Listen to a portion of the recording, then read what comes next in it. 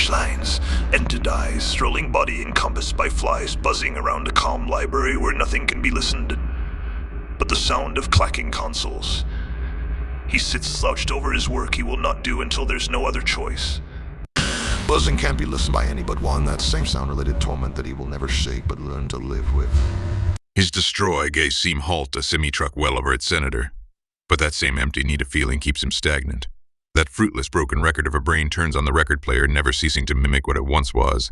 However, each endeavor advance estranges itself from the truth. Broken records can never be completely reestablished, more so update to himself of what he has really ended up. He once in a while makes endeavors to work within the library, go to classes and socialize just like the others, but there exists a boundary that goes past dialects. These humanoid creatures that wander among his institution live reactively, remaining recognizable and never coming to pass what they as of now comprehend. Or maybe a rationale for college understudies. But the false reverence is common when a man can never reach past his primal nature. Veterans may have the 1,000-yard gaze, but he can see the back of his head from the other side of the globe and the scars that run down his back. You know you're tired when it takes more vitality to be sleeping than wakeful. Scatterbrained is continuously, however, hyper-focused when it tallies, as in case it all fell absent and driven him to a world full of himself. He is seeing what's before him, but at the same time he is in his intellect, getting to his visuospatial plane as in case he is reactively resting with his eyes open. That same rest comprises of the same ancient dream, and it goes a small something like this. October 31st, 2014. The boy who lives on the Day of the Dead starts two-piece travel domestic. The ninja costume-clad child fears nothing, as the doll may not conceivably hold anything more frightening than what lives underneath his substance.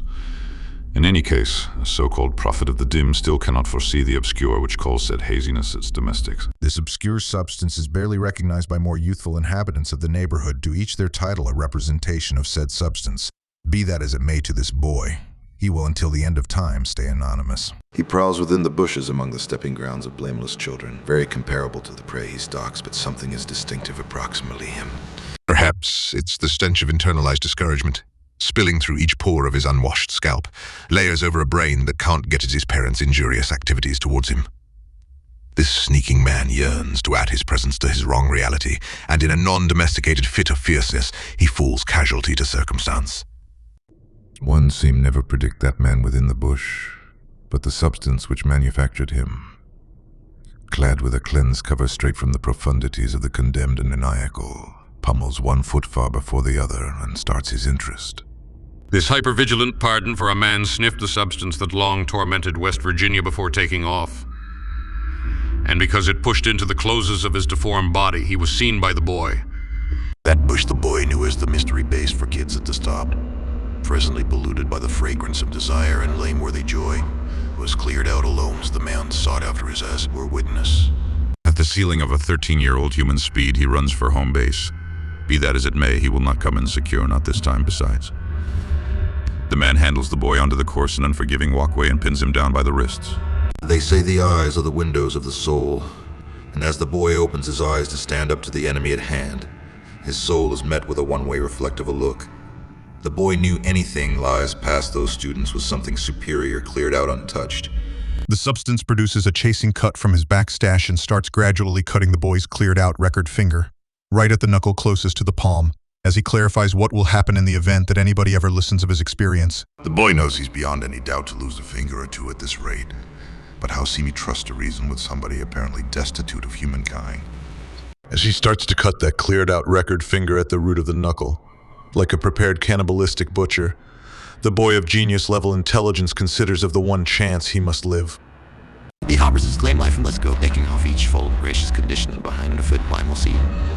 The boy reactively lingers on the hand that grasps the cut. They see that salty, illegal liquid blended with that rotten substance like a wild creature. The man lets out a banshee-like screech, and the boy, presently prepared with the exceptionally edge once debilitate his life, takes a cautious position.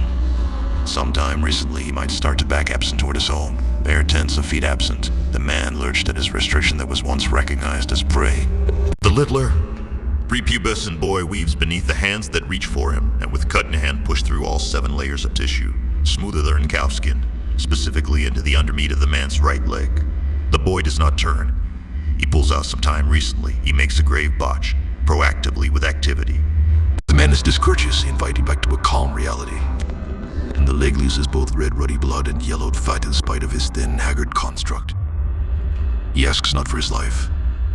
This substance makes the boy mindful of his character's worth. He instead asks for one more hit sometime recently, draws from this life. God knows what is in that bush, but who knows in case the boy's domestic will stay secure after taking off this man alone. All he knows is to keep and run and get freed of the one thing standing between him and his secure put. The boy strolls to his ancient mystery base, his favorite covering up spot, and the put where he would before long manufacture his possessed genuine nature. He observed the man limp into the bush, and as he turns the corner freely characterized by dead, leafless closes. He observed the precious stones as they were sucked like a vacuum up the man's nose, and fly through his body like an enchantment jail transport, keeping his life at a ceiling with no place to go but more distant down. Maybe what happens following can be called freedom, since one seem inquire how something as contemptible as this animal seem have a chance at paradise. In any case, seem anybody else require the field of divine cherish more than this man. Maybe it's a security instrument. The boy's brain and the God he once accepted in are both past his comprehension. Upon collecting himself after the measurements, the man meets eyes with the boy, but more than anything, he meets souls with the boy. The boy sees into the man's eyes, and for once the windows are not boarded up, tinted, or dark. The man's soul sparkles through like a drop of oil lit in a cave overflowed with fresh water. This entity locks souls with the boy, and for a minute, everything feels as on the off chance that it may go on ordinarily. In any case, the man recognizes what he has made interior this small boy. He has felt the lascivious sensation of ridiculous entrance, and more vitally, the feeling of control over his destiny. Like a seeker caught within the minute, overwhelmed with the affliction of buck fever. The boy knows there are, as it were, two ways this circumstance closes. One must stay and one must go. The man acknowledges his destiny together with the results of his activities beneath the impact and falls to his knees.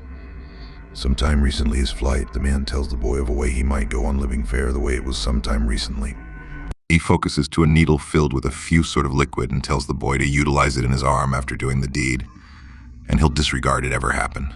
The boy knows full well he's a spoiled youthful to do this, but at slightest in this sense he will be cognizant of what he's doing. However, deliver up being cognizant for the rest of his life, or at slightest, that's what he was told. The boy does the respects, cutting and at the same time bursting the life pipe that holds his possessed life and liberating his messy, foul soul to be cleansed in another life. The man upstairs should not dismiss those tormented by mortal ailments or coincidental issues, or maybe that was pie in the sky considering for the boy at that minute. The boy seemed feel the man's hands now not getting a handle on his wrist, but holding his hand directing him towards the one way he seemed elude genuine reality and disregard, subsequently sparing the boy from himself. The needle for the sort of umbilical buildup presently ties him to that substance once and for all. The boy cleared out his blamelessness on the walkway corner. At this point he knows he's in as well, profound, however a rope has some way or another been tossed to him. Why wouldn't he climb it? What more does he have to be loose? The needle hits the skin of his right elbow, likely in the one put it shouldn't have gone, and his life instantly blurs absent right sometime recently his eyes. Man to the level of the divine beings, however, slid underneath the level of the man who begun it all. He absent-mindedly opens the front entryway and starts to wash his hands like a great small boy. And he falls snoozing fair a bit after his sleep time. It's Halloween after all. You can break the rules and have a small fun on occasions. The news blast on the TV, taking after morning. And it talked of a man who committed suicide in that bush. But how would the boy know what happened after the choice the boy made? Someplace between 10th review and presently as a junior in college, it has all come back to him and he has realized the lie that he was nourished by a dying man's words. It continuously features a clear confront when stood up to with any sort of adrenaline, however loud or sickening, but dull from any sort of physical battling. Be that as it may, nothing will ever compare to that night. That man who was once a boy never knew until Walk 31st, 2023. In full the occasions that unfurled the story of the assailant, and the casualty, the traumatizer, and the traumatized. But how ought to he owe the contrast at this point? The blessing that keeps on giving. The more he recollects, the more it all makes sense to him. And the more he realizes who he was implied to be versus what he turned out to be.